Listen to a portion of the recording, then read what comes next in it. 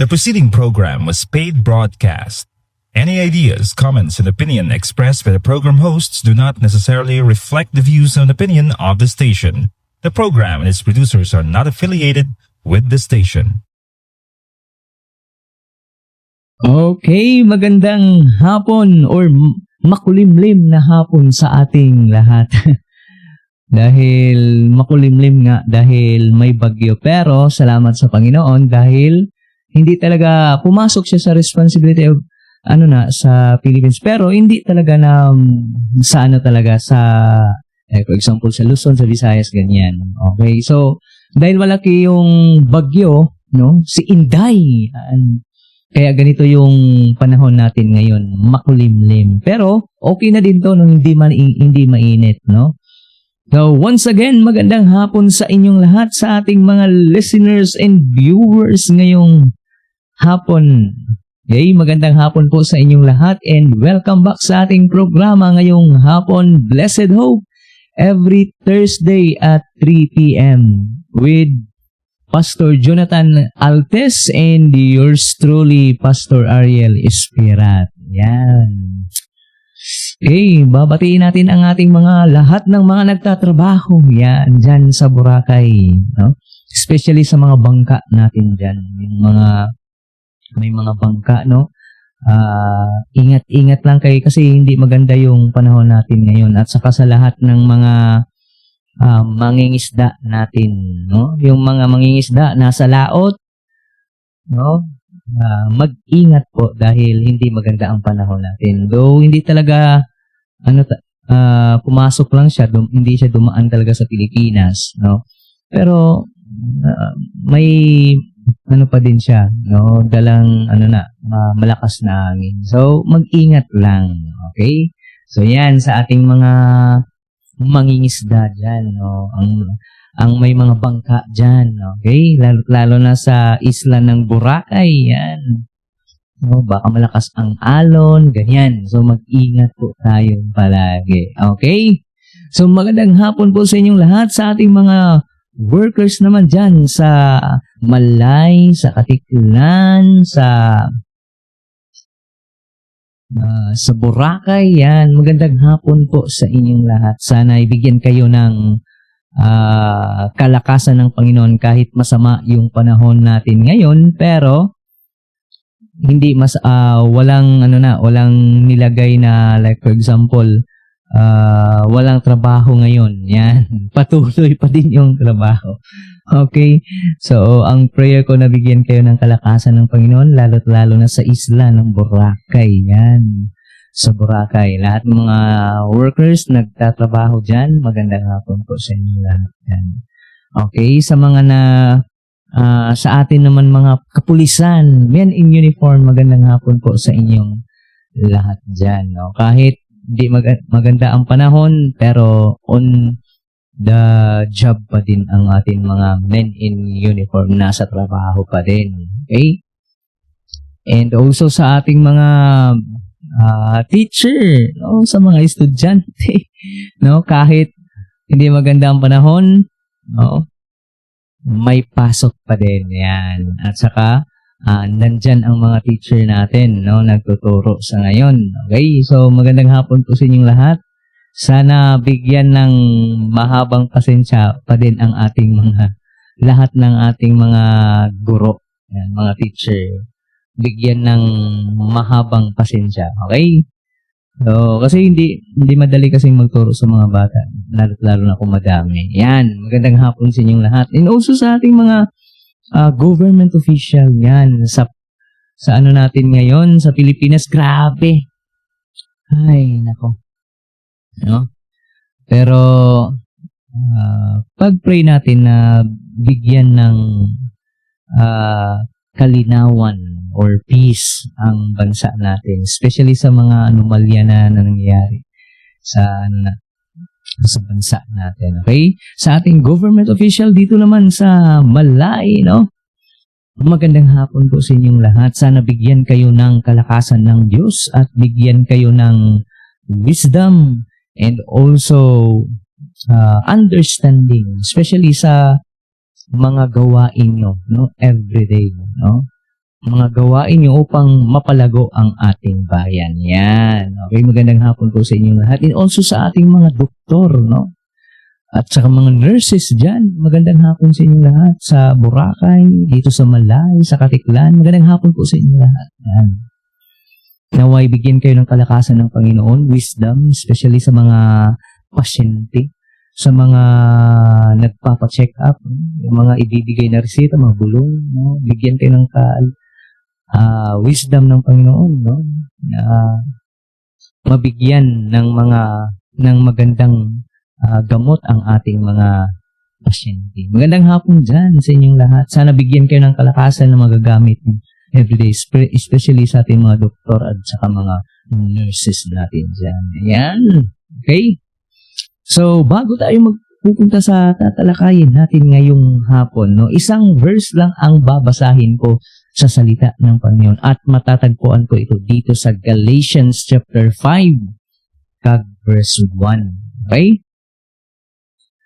So, babasahin lang natin Galatians.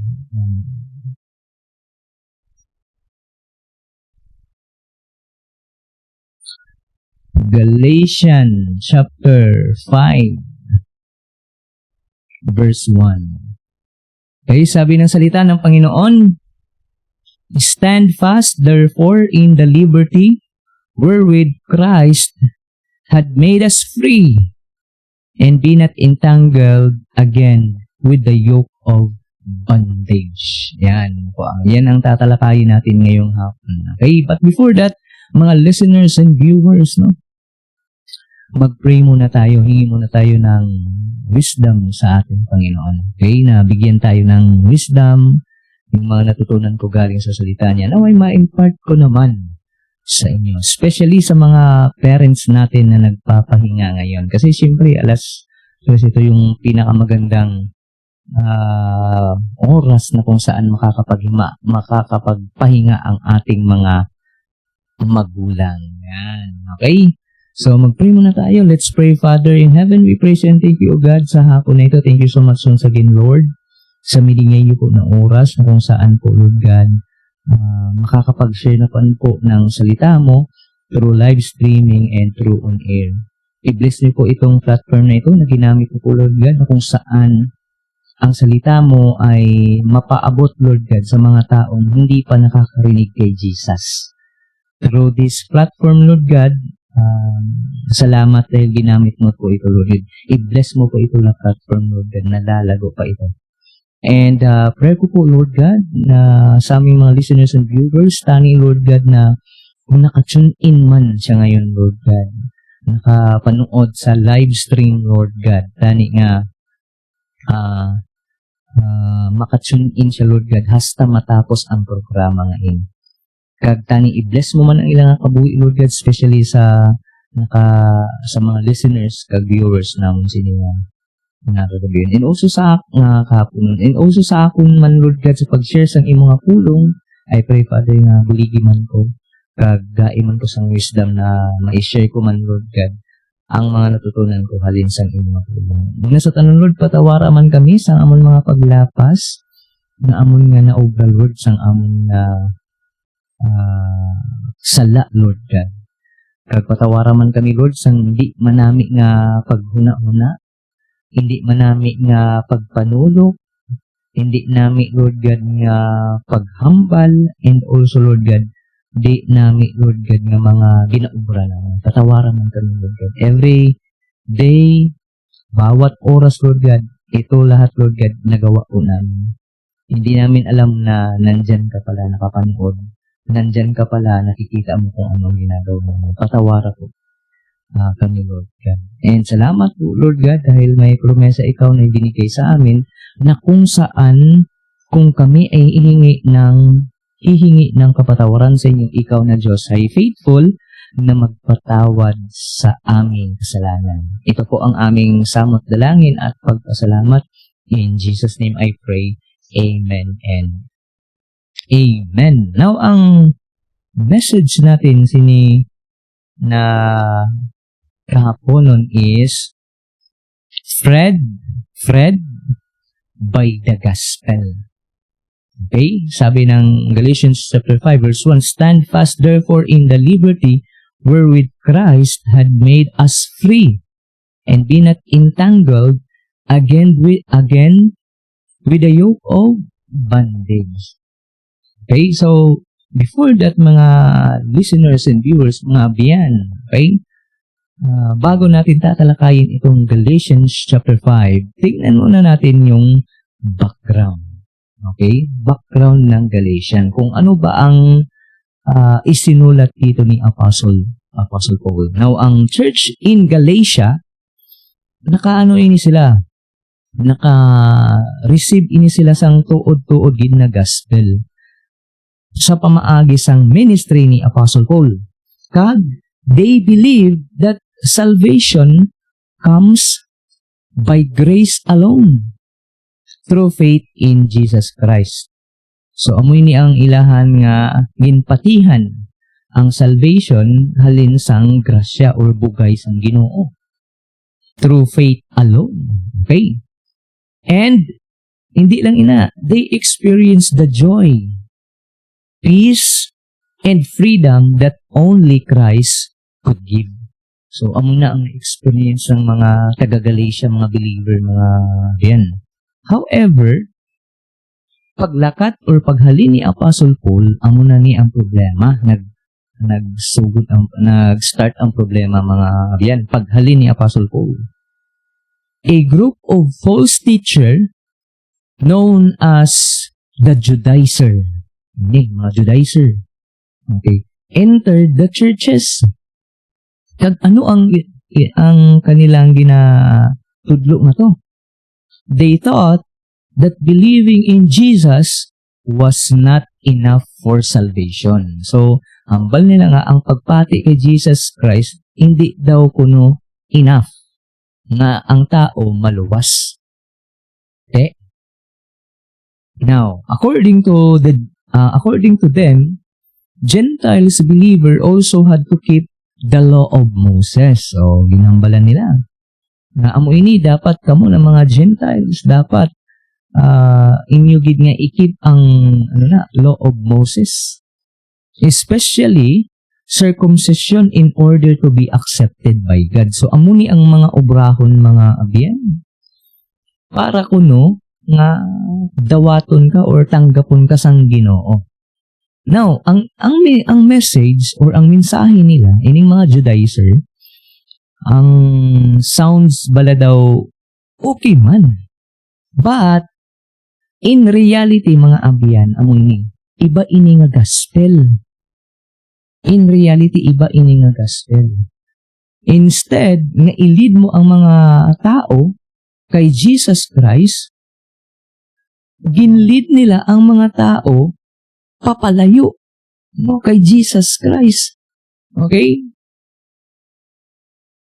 Ginpalayo nila ang tao. Imbis na ipalapit mo sila kay Jesus Christ, ginpapalayo na noon nila ang mga tao kay Jesus Christ. Instead, na mag-depend sang Ginoo, sang grasya, ini nga mga tao, ini mga Judaizer na ini, gina-encourage nila ang mga tao nga magdepende sang ilang nga kaugalingon. Okay, kita mo na. So, sayot na. Mali na agad. Mali na mga amyan. That's why, si Apostle Paul, ginsulat niya ini. That's why Apostle Paul passionately defend the true gospel. Depensahan niya. He reminds the believers that salvation is God's gift of grace. Yan. Not something earned by human effort. Okay, so ang salvation halin gali sang grasya sang Ginoo. Kag ina nga grasya halin sang Ginoo, hindi na kaya nga ma-earn sang tao or ayan lang naton nga pwede mo trabahoan, hindi gali. Okay? Christ fulfilled the law perfectly, bore its course on the cross, and purchased completely freedom for everyone who believes in Him. Okay? So, by the time Paul reaches chapter 5, he gives one powerful command. Ang iyang ginsulat nga to is, stand fast therefore in the liberty wherewith Christ had made us free. So, nakakunik gid ini sang aton nga mensahe sini nga kadagyon, Fred by the gospel. Ang gospel, mga abyan, is not merely the message that forgives our sins. It is also the message that liberates us from every form of spiritual bondage. Christ did not save us so that we could return to slavery. He saves us so that we might live in the freedom of His grace every day. So, ginsave kita, ginluwas kita sang Ginoo para gaan kita sang freedom bala. Kag hindi kita nakagapos, nakapusas bala. Hindi kita slave. Ginligtas kita ng Panginoon, ginluwas kita sa Panginoon para ara kita sang freedom sang iyang bugay every day. Amo ni mga abyan ang aton nga pagaton-an sininga kahapon. Okay, now let's talk about freedom, mga abyan. Freedom. No? Freedom is one of the greatest desire of every human heart. Amo gid na ang aton nga ginapangandoy bala, ang freedom. Diba? Gusto naton nga wala na kita sang may kagawasan na kita, wala na kita sang utang. Diba? Wala na kita sang sakit. Kag madula na ang aton nga ginakahadlukan. Okay? Kag madula ang aton nga addiction. Okay? Madula ang aton nga guilt. Okay? Ang failure, ang suffering, yan.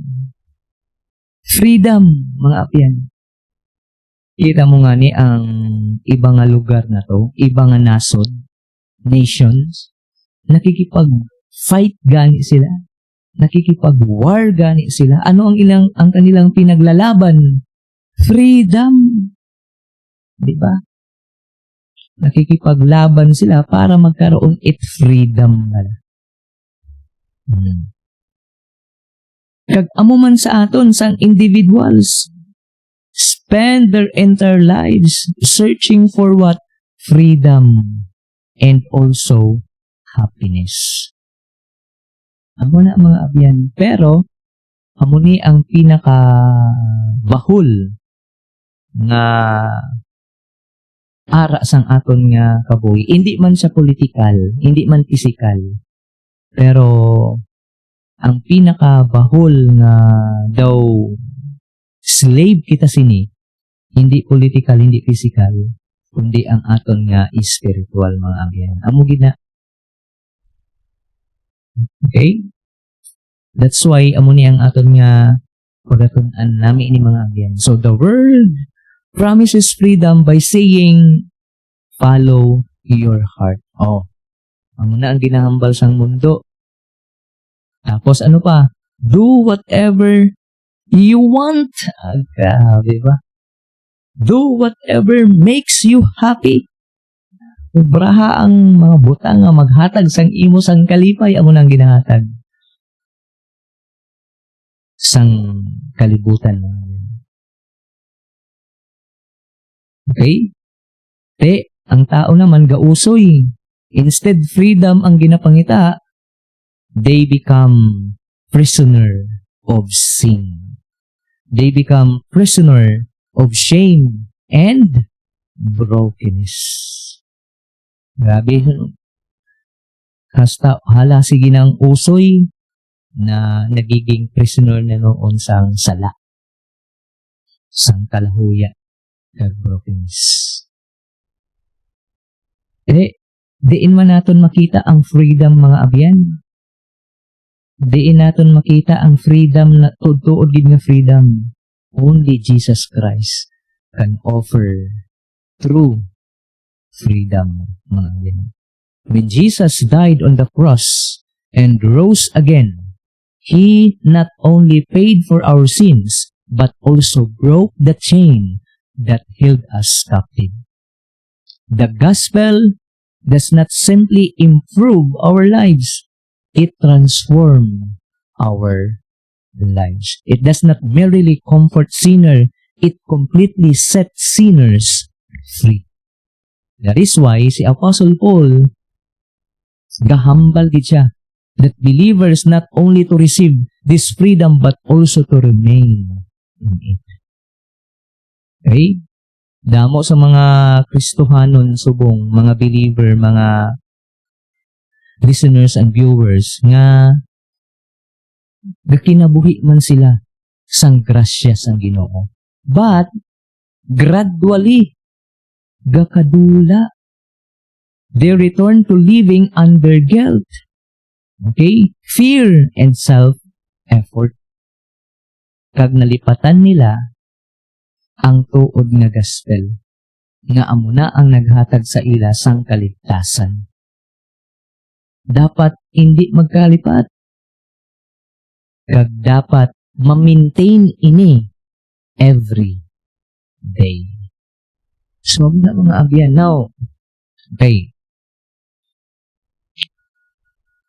Sa Galatians chapter 5, verse 1, ini mga abyan, madiscover naton ang tulo ka life-changing na kamatuoran about what it means to be truly freed by the gospel. So, tatlo lang mga abyan ang isi-share ko sini nga hapon nun. Tani nga matapos man hasta mag-end ang oras naton sini na programa. Okay? Now, ano naton? Number 1, the gospel declares our freedom in Christ. Sabi ng salita ng Panginoon, stand fast therefore in the liberty wherewith Christ had made us free. Okay? Makita natin that Christ freed us from the penalty of sin. So, bago tayo niligtas ni Jesus Christ, hindi tayo tunay na malaya. Tayo ay guilty sa harap ng Diyos. Diba? Sabi ng Romans chapter 3 verse 23, for all have sinned and come short of the glory of God. Ibig sabihin, mga abyan, lahat tayo ay nagkasala. Walang exempted. Walang makakapagsabi na okay naman ako sa harap ng Diyos. Okay? Pero sa totoo lang, hindi ka lang nagkakamali, hindi lang tayo nagkakamali. Tayo talaga ay lumabag sa banal na kautusan ng Diyos. Di ba kapag nagkasala, dapat may kaparusahan. Di ba sabi ng Romans chapter 6 verse 23, for the wages of sin is death. May kabayaran. Ibig sabihin, may kaparusahan dapat. Ang kabayaran mga abyan ng kasalanan natin ay kamatayan. Yun ang tinatawag mga abyan na separation from God. Okay? Si Adan kag si Eva, nung nagkasala sila, nag-disobey sila sa Ginoo, naputol yung kanilang relasyon sa Ginoo. Yun yung tinatawag na separation from God. Okay? Amo na mga abyan, kamatayan yung kabayaran ng ating kasalanan. Condemnation at eternal judgment. Ibig sabihin mga abyan, kung tayo lang ang kung aasahan lang natin yung sarili natin, wala tayong paraan para mabayaran natin yung kasalanan natin. Kahit pa marami kang ginobra nga insakto or nami. Kahit marami pa yung dasal mo kaysa sa akin. Kahit everyday ka pa nagsisimba. Everyday ka sumasali sa mga activity sa simbahan. Okay? Para mabura yung kasalanan natin. hindi mabubura yung kasalanan natin, mga abyan. Pero amoy ni mga abyan ang kagandahan sa tinatawag na gospel. Si Jesus Christ ang tumanggap sa lahat ng parusang para po sa iyo at sa akin. Yun. Saan mga abyan? Sa cross. Okay? Si Jesus Christ ang pumalit sa atin. Siya ang nagdala ng galit ng Diyos laban sa kasalanan para ang makasalanan ay sumasampalataya sa Kanya at mapatawad ng lubusan. Ibig sabihin mga abyan, si Jesus Christ, okay, binayaran niya lahat ng utang natin na hindi natin kayang bayaran. Kaya sinabi ni Apostle Paul, hindi ba? Christ had made us free. Okay? Lahat yon binayaran ni Jesus Christ. Christ had made us free. May nakita ako itong mga biyan sa Reels bala na nagbakal ang isa kayang people na to or meron bala, nagbakal siya. Pero wala siyang pera. Ngayon, simpre sa counter, hindi mo makukuha yung item na ginbakal mo kung hindi mo bayaran. Ngayon, sabi niya sa nagbabantay doon sa counter, sabi niya na, naniniwala ka ba na ang Biblia ay mababayaran niya ng lahat ng kinuha ko? Okay? Yung naman, yung nagbabantay, sabi niya na posible yun. Okay? Posible yun na mababayaran. Kasi siyempre, ang ibabayad doon pera eh. Hindi ba? Ngayon, ginpunch niya yung yung Bible niya. Pero sinabihan niya na naniniwala ka ba? Sabi niya na posible. Pero sabi niya na itry ko lang na ang Bible siya yung magbabayad. Ngayon, nung ginpunch niya yung Bible doon, yung gilid sa Bible, nabayaran yung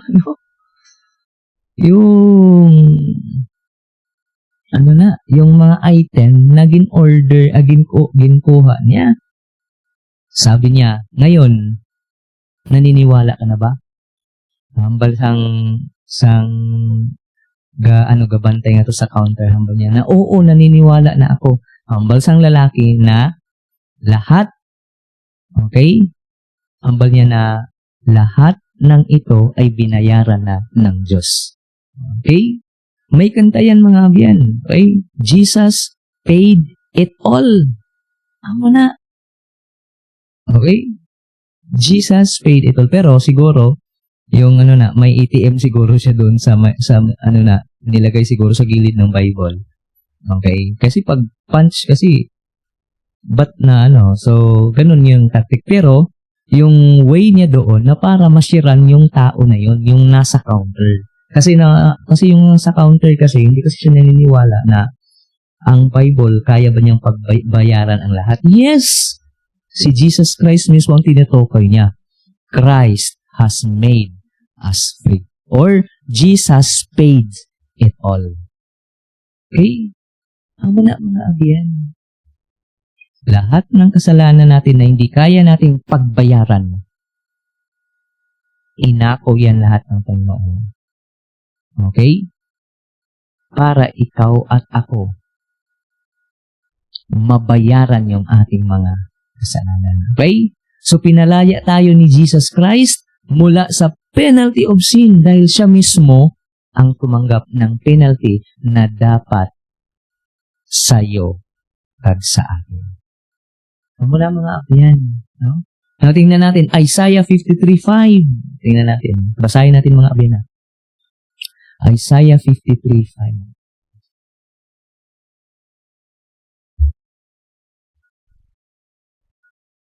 Isaiah 53:5, sabi ng salita ng Panginoon, But he was wounded for our transgressions. He was bruised for our iniquities.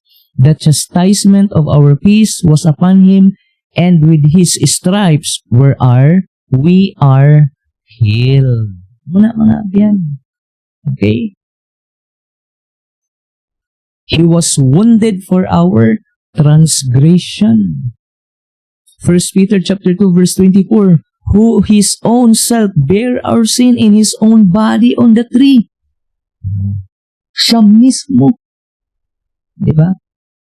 Romans chapter 8 verse 1, there is therefore now no condemnation to them which are in Christ Jesus. Isipin yung mga abyan yung kawatan, okay? Doon sa cross. Di ba? Nung pinako si Jesus Christ, tatlo sila. Di ba? Meron sa kanan at sa kaliwa. Yung sa kaliwa, nagsabi kay Jesus Christ, kung ikaw ang hari sang mga Hudyo, kung ikaw makapangyarihan na Diyos, okay, bumaba ka dyan at saka iligtas mo ang sarili mo, bumaba ka dyan at iligtas mo din kami. Sabi naman ng isa doon na magnanakaw or kawatan, kung sa ato naman, huwag kang ganyan. Oo. Dapat lang na tayo yung parusahan. Okay? Kasi tayo yung nagkasala. Ibig sabihin, yung tao na yun, inangkin niya na siya talaga ay nagkasala. Sabi niya na, huwag kang ganyan. Okay? Dapat lang tayo na parusahan kasi tayo yung nagkasala. Pero, itong tao na ito, ang ginano niya si Jesus Christ. Sa Luke chapter 23 verse 39 to 43, sabi niya na, itong tao na to, walang kasalanan. Walang kasalanan. Tapos sabi niya, na Panginoon ko, kung ikaw pupunta na sa langit, sa paraiso, okay, huwag mo akong kalimutan, ha? Huwag mo akong kalimutan, Lord. Ano naman ang sabi ni Jesus Christ? Buwas lang. Naghambal ba si Jesus Christ? Ano lang? Hindi ka pa naman, wala ka pa naman nagpabaptize. Hindi ka pa naman nag-church doon. Wala ka naman nag-Bible study. Sinabi ba yun ni Jesus Christ sa kanya? Wala. Sabi agad ni Jesus Christ, ngayon. Okay? Ngayon. Ibig sabihin, ngayon. Mga abyan, mga listeners and viewers. Okay? Kung tatanggapin mo si Jesus Christ as your Lord and personal Savior, dapat ngayon. Huwag nang bukas. Huwag mo nang pabukasan, buwas pa. Huwag na, kundi ngayon, tanggapin mo si Jesus bilang tagapagligtas mo. Dahil ang sabi ni Jesus Christ, ngayon, yung assurance na yun mga abyan, na binigay niya sa tao na yun, na sang kawatan na yun, sang magnanakaw na yun, malaki yung na assurance. Tingnan mo mga abyan, wala na siyang panahon gumawa ng mabuti, okay? Wala na siyang panahon na ayusin ang kanyang buhay, wala na siyang panahon or pagkakataon para magpakabanal, okay? Pero nang lumapit siya kay Jesus Christ at naniwala sa Kanya, sinabi talaga ni Jesus Christ na, today, okay, ngayon, shalt thou be with me in paradise, mga abyan. Okay, wala nang bukas, mga abyan, dapat ngayon. Okay? Now, bakit mga abyan? Dahil ang kaligtasan, mga abyan, hindi nakabase sa performance. Okay? Kundi sa finished work ni Jesus Christ. Yan po, mga abyan. Yan po ang tinatawag na gospel freedom. Gospel freedom, mga abyan. Okay? So, yan mga abyan. Number 1 natin. Ulitin natin. Number 1, Christ freed us from the penalty of sin. Pangalawa, mga abyan. Pangalawa is, Christ freed us from the power of sin. Okay? Kapangyarihan ng kasalanan. Now, ang gospel ay hindi lang nagliligtas sa atin mula sa penalty of sin. Pinutol din ito ang kapangyarihan ng kasalanan sa buhay natin. So, bago tayo naligtas mga abyan, ang kasalanan ay hindi lang isang bagay na ginawa natin. Minsan, ito yon. Ang totoo, master natin ang kasalanan. Tuod na mga abyan, master natin. It's because yung kasalanan na nagawa ni Adan kag ni Eva, yun ay nananalaytay sa atin. Hanggang ngayon. May isi-share ako sa inyo mga abyan. Okay. May isang, anak ng pastor la. Maliit pa ito, siguro mga 4 years old. Okay? 4 years old or mga 5, I think. Ngayon, may nilagay yung pastor, yung tatay niya na pastor, may nilagay doon sa refrigerator na chupa chups. Alam niyo mga abyan ang chupa chups ha. Yung malaking lollipop na yan, yung mabibili mo sa sa counter, may malaking doon lollipop, masarap yan. Ngayon, may nilagay na yung tatay niya doon sa ref. Okay. Ngayon, nakita ito ng anak, yung anak niya. Okay. Ngayon, pumunta sa ref, tas binuksan, pagkatapos, nakita yung chupa chups. Binuksan niya ito at kinain. Oo. O kita mo mga abyan, di ba may may plastic yan na hawakan? Pinutol ng bata, okay? Pinutol ng bata para maano niya gid yung chupa chups na yun. Pero yung mga abyan, walang nagturo sa bata na magsinungaling. Pero, kita mo ang ginobra sang unga. Ngayon, nakita niya yon pagkatapos, kinain niya. Okay? Pagkatapos niyang kinain niya, nandun siya sa gilid ng refrigerator. Pagkatapos, siyempre, nag-o-observe lang yung tatay. Nandun kasi kami. Yung tatay niya, lumapit doon sa refrigerator. Tapos, sinabi niya na, sino ang kumuha ng lollipop dito? Okay? Sino ang nagkuha? Ba't nawala ang lollipop dito? Ganyan. Ngayon, kasi yung bata nandun sa gilid ng refrigerator, ginhambalan sang tatay nga, ikaw ang nagkuha na. Okay. Ano ang sagot sang unga na to? Mga abyan? Sabi sang unga, hindi daw siya. Hindi siya makapagsalita kasi yung chupa chups nandito sa niya sa bibig niya. Siyempre, malaki yung chupa chups na yun.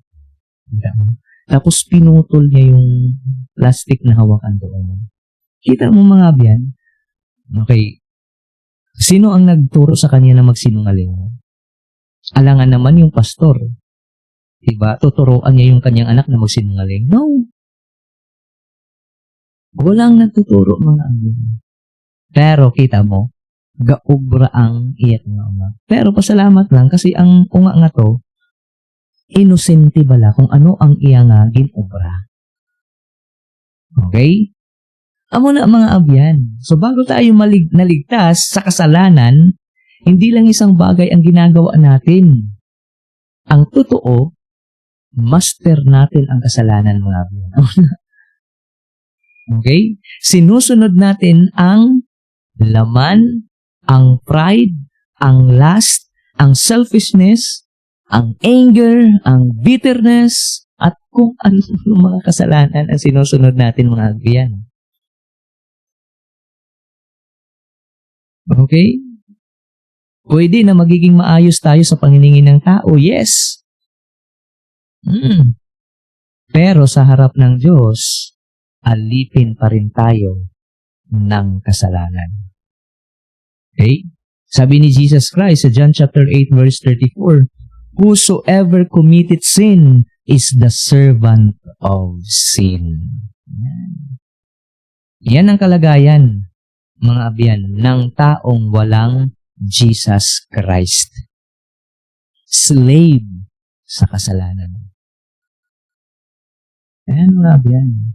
Pero kapag ligtas ka na kay Jesus Christ, Hindi lang pinapatawad ni Jesus Christ ang kasalanan mo, pati na lahat yung nakaraan mo na mga kasalanan. Lahat.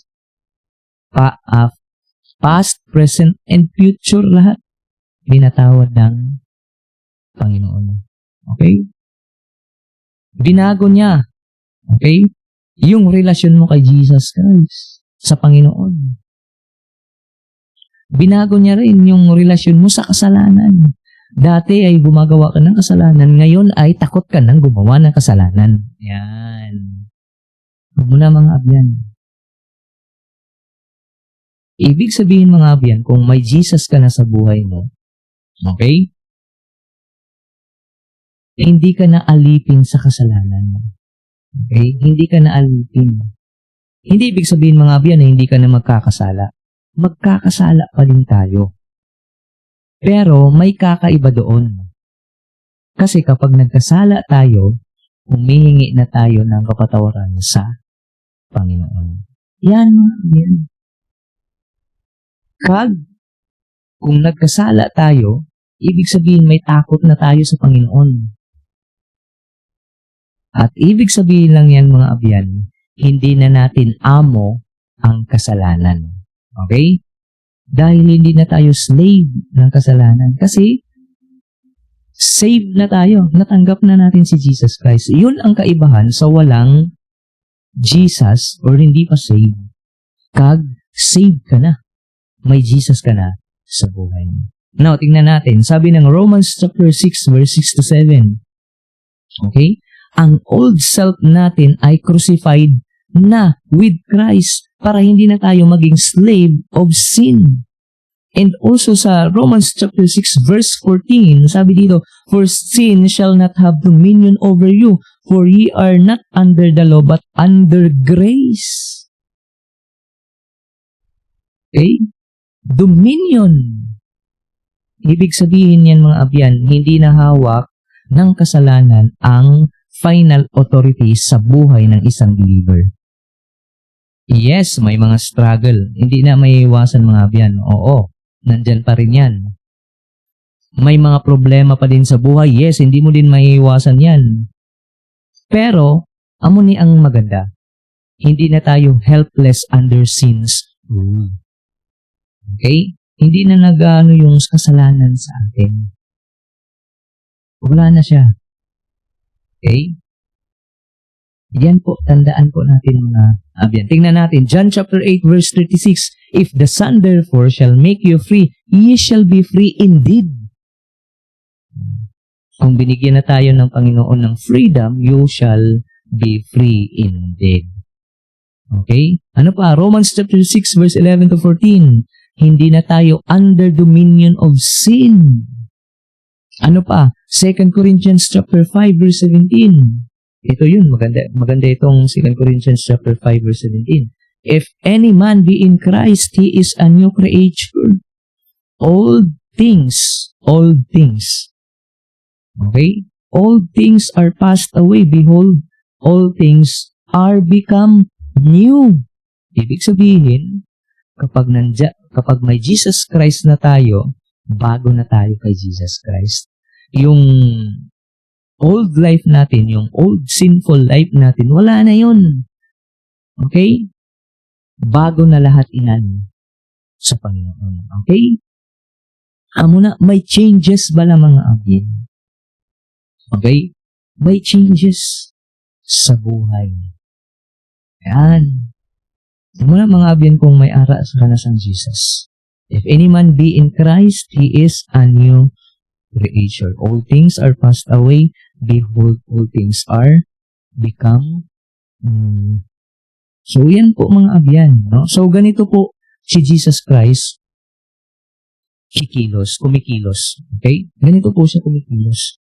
Hindi lang niya inaayos yung tao sa labas, kundi inaayos din niya pati yung kalooban ng tao. Ibig sabihin, hindi lang panlabas ang inaayos ng Panginoon, pati din pati din sa loob ng tao. Ang tagipusoon ina mga abyan, ang binabago ng Diyos. Okay? So, last natin mga abyan, yan po. Pangatlo, ang pangalawa natin is Christ freed us from the power of sin. Then the last one, mga abyan, is Christ freed us from the curse of the law. Ayan. Yung mga Judaizer na yun, pumasok sila sa mga churches doon sa Galatia. Ito yung tinuturo nila, yung law of Moses. Kung yun ang susundin mo, walang makakasunod nun. Walang makaka-perfect nun. Okay? Ang Ten Commandments na to, walang maka-perfect doon kahit isang tao. Wala. Only Jesus Christ lang din makakapag-perfect nun. That's why, ang pangatlo natin is Christ freed us from the curse of the law. So, napakalaga po mga abyan ng Galatian. Kasi ito po mismo ang issue sa sulat ni Apostle Paul. Ang sabi ng mga Judaizer, hindi sapat ang faith ni Jesus, ang faith kay Jesus, kailangan mo ring sundin ang law. Kita mo na. Para tanggapin ka ng Diyos. Hindi yun. Pero malinaw po ang sagot ni Apostle Paul, hindi iyan freedom. Yan po ay bondage. Ibig sabihin, nakakulong ka pa din. Okay? Now, tingnan natin bakit kaya mga abyan. Dahil ang law, kahit banal at mabuti, hindi nito kayang iligtas ang kanyang kasalanan. Ang law kasi mga abyan ay nagpapakita ng standard ng Diyos at nilalantad ang kasalanan natin. Pero hindi nito kayang alisin ang guilt natin.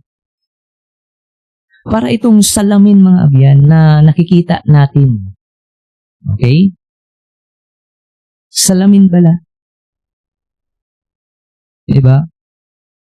Diba pag titingin ka sa salamin, diba kapag may ano ka, for example, morning star. Ayan. Okay, sige, ano na lang natin. Morning star. Diba kukunin mo yun? Kasi siyempre may dumi doon sa mukha. Diba?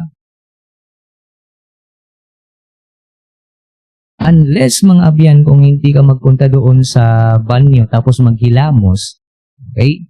Iyan, malilinis yung mukha mo. Hindi ba? Ganun yun mga abyan. Yung sa mga sa Judaizer, sinusunod nila yung law. In-explain na yun.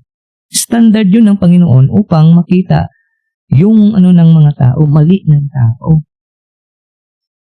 Okay? Kung susundin mo yun, hindi makukuha yung guilt doon. Kaya nga, sabi niya Pastor na para ka lang tumingin sa salamin. Okay? Na nakikita mo yung dumi mo pero hindi kayang mahugasan. Yan mga abyan. So, kung pipiliin ng isang tao na umaasa sa law para maging right para sa Diyos, hindi pa din siya makakapasok sa Panginoon. Okay? At imposible talaga na makukuha yung tinatawag na bigat or burden. Bakit? Dahil ang law, mga abyan, ay humihingi ito ng perfect na obedience. Na hindi mo kita magiging perfect, mga abyan. Sino lang ang makaka-perfect niyan? Walang iba kundi si Jesus.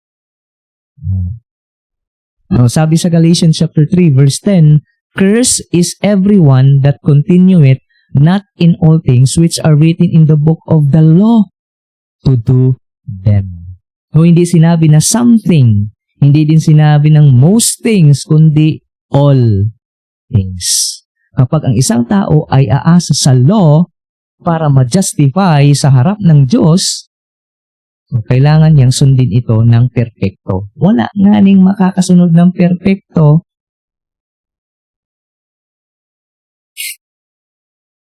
Okay? Bakit? From the start, ang tao po ay makasalanan. So, walang sinner, okay, na kayang gawin ito. Okay? Kaya, ang law, mga abyan, kapag ginawa mong daan para maligtas, ito na ay nagiging yoke mga abyan, or bondage. Bigat. Oh. Yan. Yan ang sinabi ni Apostle Paul. Pero ang kagandahan mga abyan sa gospel, no, ang Galatians chapter 3 verse 13, sabi niya, Christ had redeemed us from the curse of the law. Redeem us from the curse of the law, being made a curse for us. So, ibig sabihin mga abyan, si Jesus ang tumupad ng law perfectly sa kanyang buhay. Diba? Diba ang ano yun is perfect obedience? Si Jesus Christ lang yun. So, dinala niya ito. Okay? At dinala niya yung sumpa ng law sa kanyang kamatayan. Siya ang tumanggap ng judgment na para dapat sa iyo at sa akin. Kaya ngayon, ang believers ay hindi na under the law. Kundi, ano na tayo? Justified na. Yan. Tayo ay tinanggap na ng Diyos, hindi dahil perfect ka, perfect tayo, kundi dahil perfect si Jesus Christ at sapat na ang kanyang ginawa. Yan mga abyan. Yan ang pinakamaganda doon. Okay? Now, tingnan natin. Galatians chapter 3 verse 13. Christ redeemed us from the curse of the law. Romans chapter 10 verse 4. For Christ is the end of the law for righteousness to everyone that believe. Kaya ang mga Pharisee doon, mga Sadducees, well, si Jesus Christ nagtatrabaho kahit Saturday, nagagalit yung mga Sadducees doon kay Jesus Christ. Nasabihan na, bakit ka nagtatrabaho kahit Saturday? Alam mo naman na ang Saturday ay, pagpapahinga. Sabi ni Jesus Christ, ang tatay ko nga, di ba? Ang ama ko nga, hindi nagpapahinga. Ako pa kaya? Kaya galit ang mga Sadducees kay Jesus Christ. Okay? So, Romans chapter 10 verse 4, For Christ is the end of the law for righteousness to everyone that believeth. Another, Philippians chapter 3 verse 9, Righteousness comes through faith in Christ, not by our own law keeping. Okay, so grabe mga yan. Tamang-tama talaga ito. No? Now, ano ang makukuha natin sinina lesson mga abyan? Okay? Ano ang makukuha natin na lesson? Imaginein mo na lang mga abyan, no? Imaginein mo, isang tao na matagal na nakakulong. Okay? Tapos, isang araw may dumating na opisyal na may dalang dokumento na sinasabi, bayad na ang utang mo. Tapos na ang sentensya mo at malaya ka na. So, ang gagawin ng isang tao na yon ay lalabas na lang siya sa prisuhan. Okay? Pero, hindi siya lumabas, mga abyan. Okay? Hindi siya lumabas. Kahit wala nang bantay kasi 'di ba free na siya, pero hindi siya lumabas. Ano ang tawag mo sa kanya niyan? 'Di ba? Nakakulong pa din. Amo na mga abyan wala ang lesson. Damo sa mga tao subong nga ginhatag na sang Ginoo ang freedom bala. Okay? Pero ang ilang nga kabuhi nakakulong pa din. Ay, kasayang. 'Di ba? Damo subong. Ginhatag na sang Ginoo ang freedom para matagaan sang kagawasan bala freedom. Pero hindi pa rin lumabas. Nandun pa din, nananatiling nakakulong.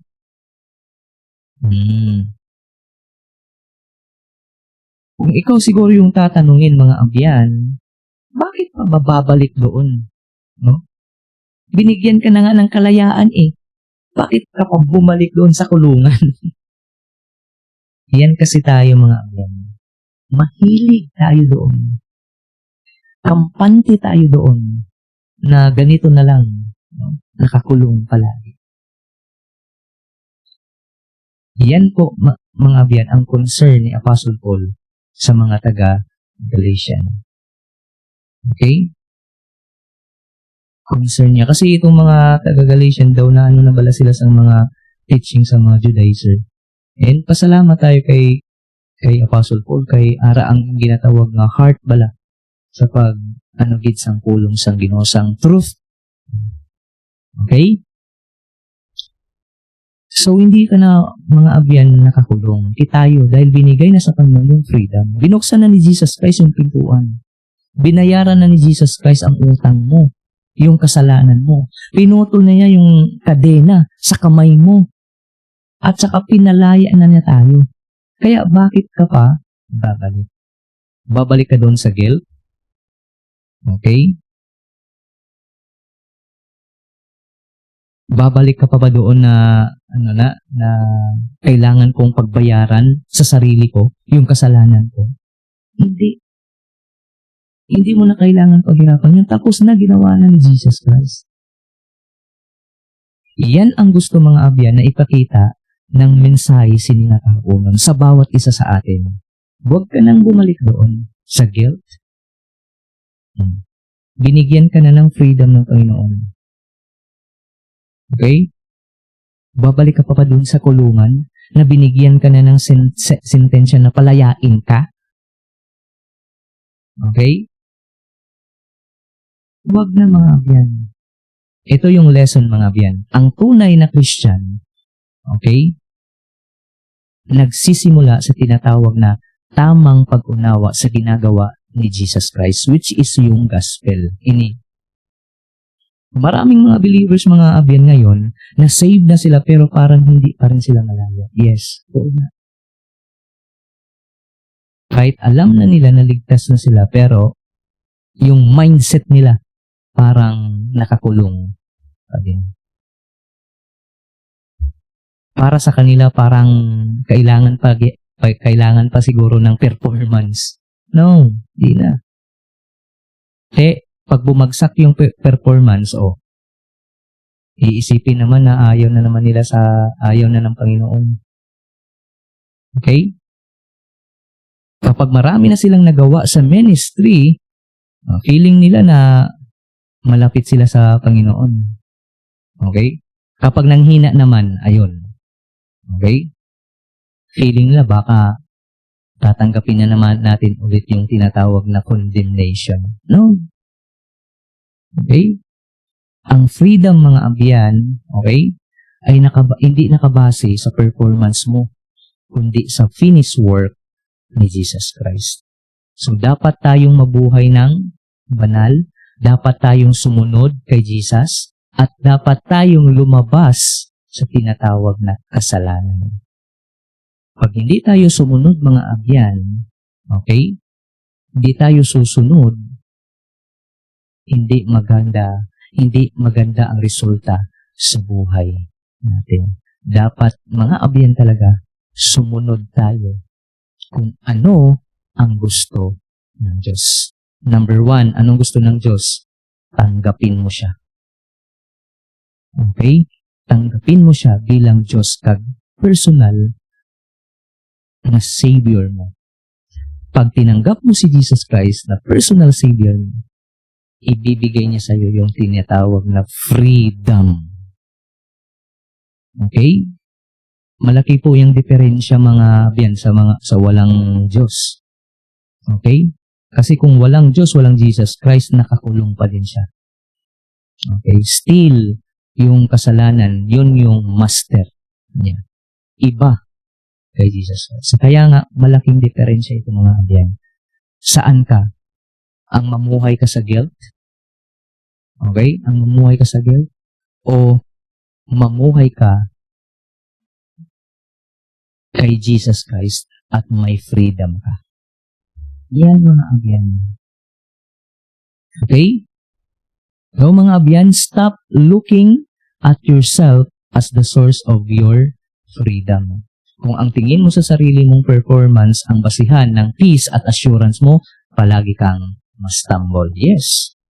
May araw na feeling sa strong ka, may araw din na feeling mo failure ka, pero ang gospel, Okay? Nagtuturo pa din sa atin na tumingin kay Jesus Christ, hindi sa sarili mo.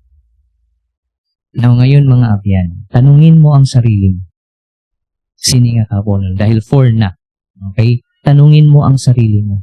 Nagtitiwala ba ka? Nagtitiwala ba ako kay Jesus Christ? Yan.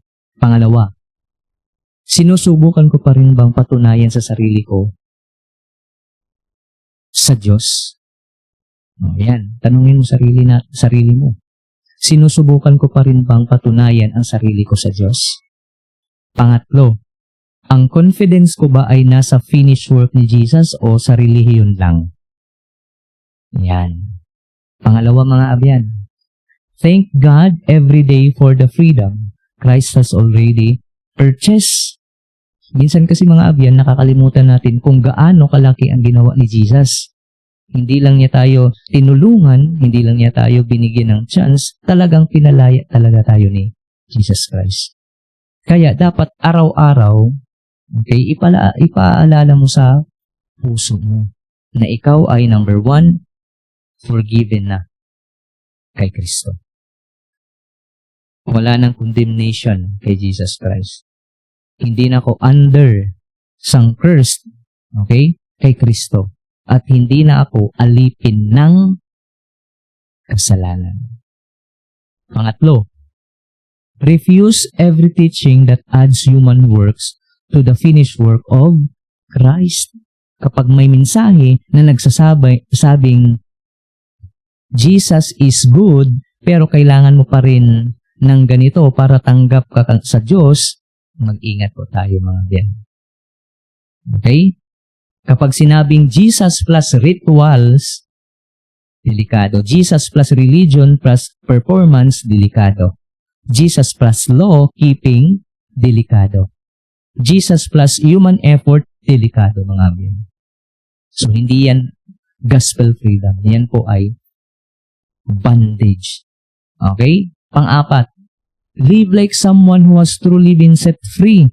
So, huwag ka nang bumalik sa kulungan ng guilt. Huwag ka nang bumalik sa slavery ng self-righteousness at huwag ka nang bumalik sa pag-iisip na kailangan mong paghirapan ang tinapos na ni Jesus Christ.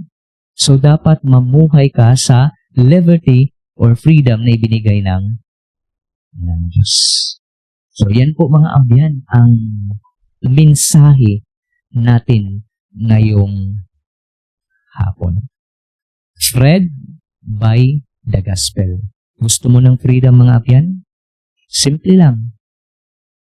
Tanggapin mo si Jesus bilang tagapagligtas. Ligtas mo. Simple lang mga abyan. Pray ka sa Panginoon. Lord, sabihin mo sa Kanya, Lord, sa araw na ito, di ba? Yung magnanakaw na yon, okay, sa cross, nung sinabi niya na, Lord, okay, ayaw man tani ko pagka, di pati, inumdumi tani ako. Kung ikaw makadto sa langit or sa paraiso, sa paradise. Sabi ni Jesus Christ, ngayon, sama ka sa akin. Kita mo? Mabiyan mo lang gina. Gusto mo ng freedom? Okay? Tanggapin mo si Jesus Christ as your Lord and personal Savior. Una na gagawin mo, abyan, pray ka. Genuine na prayer, no, sa Panginoon. Humingi ka ng kapatawaran sa Kanya. At tanggapin mo siya bilang Diyos at personal na Savior mo. Kagwag mo siyang ilalagay sa bulsa. Ilalagay mo siya sa tagipusoon mo. At saka, sabihin mo ito sa Panginoon na, Lord, kung ano ang gusto mo, iyon ang gagawin ko. I tell you, abyan, mga listeners and viewers, siningat ako na bibigyan ka ng Diyos ng freedom. Ng freedom. Tandaan natin mga abyan, ang mundo hindi magbibigay sa iyo ng freedom. Okay? Ang makapagbigay lang sa atin ng tunay na freedom, walang iba, kundi si Jesus Christ. Okay, salamat sa salita ng Panginoon. Mag-pray na po tayo. Let's pray. Lord Jesus, thank you so much sa hapon na ito. Thank you, Lord God, sa salita mo, gospel. Nga ginhatag mo sa amon, Lord God. Thank you so much, Lord, sang cross. Nga gin-declare mo, Lord God, that it is finished. Tapos na, Lord, ginobra mo. And broke every chains that once led us captivity. Thank you so much, Lord God, sang ginobra mo 2,000 years ago. Patawara man kami, Lord. May mga times or may mga tion, Lord God, nga daw gabalik gyapon kami daw ara gyapon kami sang jail. Daw wala kami sang kagawasan bala, Lord.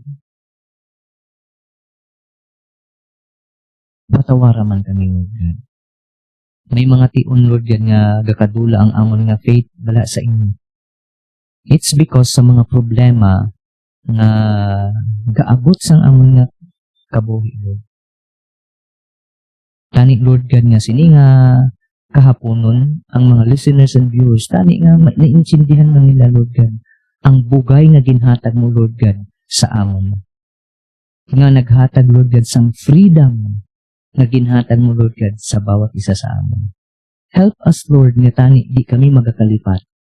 Nga ang freedom nga gintao mo, hindi namon kayang pagbayaran. Ining freedom gali, ining bugay, Lord God, nga gintao mo, halin ina sa imo, Lord God. Salamat mo, Lord, siningat ako ng isang strength nga ginhatag mo, Lord God, sa bawat isa. Buligi man kami, Lord God, nga magalakat kami, nga ga-obey kami, Lord God, sa imo. Kag i-resist tani namon, Lord God, ang mga tentasyon sa kabuhi, Lord God. Nga umuwi na ang maghatag sa amon nga hindi kami maka-follow, maka-obey, Lord God, sa imo gusto. Lord Jesus, kabay pa, Lord God, ang listeners kag viewers siningat ako, buligan mo man sila. Tudluan mo man sila. I-bless mo man ang ilang kabuhi, Lord God. Nga tani, Lord, ini nga pulong, Lord God, maga-touch man sang ilang kabuhi, Lord God, nga tanggapon nila si Jesus Christ, nga ilang bilang personal na Savior sang ilang kabuhi, Lord God. Kag tani makaubra sila sang desisyon, Lord God. Same sang magnanakaw, Lord God, nag-ubra siya, Lord God, sang desisyon. Ginamin niya, Lord God, nga siya makasalanan. Kag nagabaton siya sang iyang pagtuo kay Jesus Christ. Kag salamat, Lord God, dahil ikaw na Diyos, wala gabi sang performance. Wala na dito siya time, Lord God, nga mag-obra sang pagsimba. Pero, wala mo gid siya, Lord God, sinabihan nga buwas lang. Pero sinabihan mo siya, Lord God, ngayon, kasama ka sa akin. Tani, Lord God, ang listeners and viewers, Lord, na hindi man sila magkalipat, ubra sila, Lord God, sang decision na tanggapon nila si Jesus Christ as their Lord and personal Savior. Ini ang amon mga pag-ampo at pasalamat. In Jesus' name I pray. Amen and amen. Alright, salamat mga abyan dahil tapos na tayo, no? Sa mensahe ng Diyos. Kag salamat, no? Ara, okay. Magandang hapon kay Sir Vince Palomata Mapisa, no? Salamat sa heart reaction natin dyan. Magandang hapon, Sir Vince, no? Ga-work ini sa Pitruwin. Ayan. Okay, so mag-ingat po palagi dahil hindi magandang panahon, no? Kag sana bigyan kayo ng kalakasan ng Diyos. Ayan. And also sa ating, ayan, si Brother Ronron Palomata Mapisa. Ayan, ini sila mag-utod, no? Hindi si Ronron, ang work niya sa barko. Salamat dahil nakauwi na, nakapagbakasyon, no? Brad, salamat sa heart reaction mo. And God bless sa iyong buhay. Ayan, salamat sa reaction, no? Kay Sir Vince, kay Brother Ron Palomata Mapisa. Ayan. Okay. So, salamat. 4:10 na. Na tayo ng oras. Yan mga abyan, no? Salamat, no, sa time na makapag-share ng salita ng Panginoon. Amo ni ang inyong alagad sa kahanginan, no? Walang iba, proxy lang gali, no? Walang iba kundi Pastor Ariel Esperat nagsasabing, God bless you and bye-bye.